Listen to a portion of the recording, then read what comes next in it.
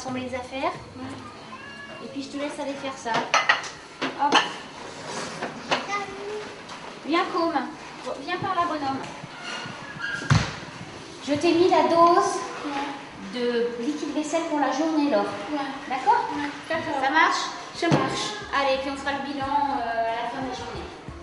Nous sommes au CCS de Claye, commune de l'agglomération grenobloise.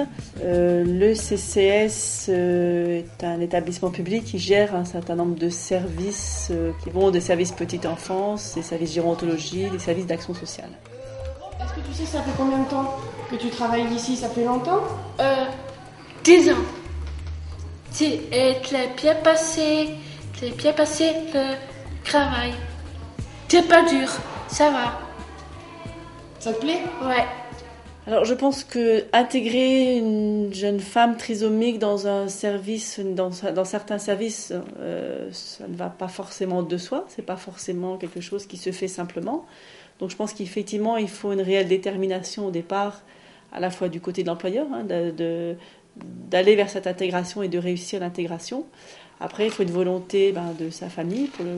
Pour le cas, c'était son papa qui a vraiment joué un rôle également important. Puis il faut une volonté importante de la personne, de Laure, qui elle-même s'est impliquée dans sa propre intégration. Donc elle a des activités de tâches ménagères qui sont un petit peu son point fort puisqu'elle a été éduquée dans cet esprit dans le cocon familial et aujourd'hui elle développe ses qualités dans ce milieu professionnel où elle s'épanouit régulièrement et tous les jours un peu plus. Alors effectivement, on a vraiment constaté une très grande évolution de Laure qui est arrivée chez nous, comme je vous le disais, était quelque part assez sauvage, très timide, très réservée, parlait peu, avait même de la difficulté à s'exprimer. Donc l'évolution elle a vraiment été progressive. Lorsqu'on faisait des réunions au départ, on faisait des réunions sans elle, jusqu'au moment où elle s'est rendue compte qu'on faisait des réunions à son sujet, qu'il n'était plus question qu'on fasse de réunions sans elle et qu'elle soit présente. Au départ, dans ces réunions, elle baillait, elle n'était pas bien présente. Puis petit à petit, elle a su prendre sa place. Elle intervient sur 2 établissements du CCS qui ne sont pas forcément au même endroit. Laure, aujourd'hui, se déplace dans les locaux, est capable d'aller transmettre une information, porter un document et donc de communiquer ce qu'elle a à communiquer sans difficulté. Donc il y a une très grosse évolution en termes de comportement. Et puis une réelle capacité aujourd'hui à communiquer et à transmettre des informations quand il y a lieu. Voilà. Je pourrais rajouter également que le fait d'être intégrée dans ce milieu-là, elle génère évidemment un petit salaire sur lequel elle met à profit pour des activités périphériques qui sont des sorties en week-end avec un organisme spécialisé, des sorties cinéma, elle a fait de la danse, elle fait de l'escalade, donc en fait elle se retrouve comme tout à chacun une activité professionnelle, un contrat, une paye et des activités de loisirs et sa petite épargne handicap qu'elle gère pour sa retraite. Madame Perrin. Peux-tu lire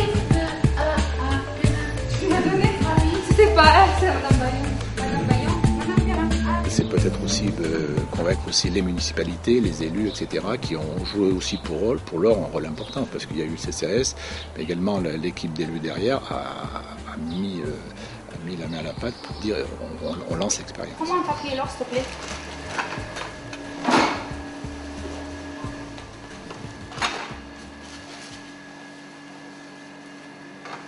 Madame Galva.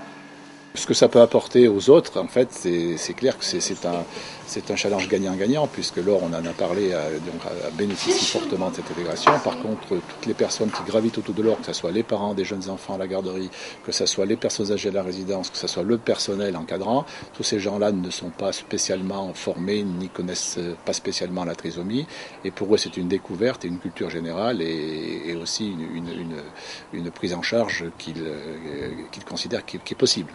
Donc pourquoi c'est pas possible sur des communes autres que celles de Claye?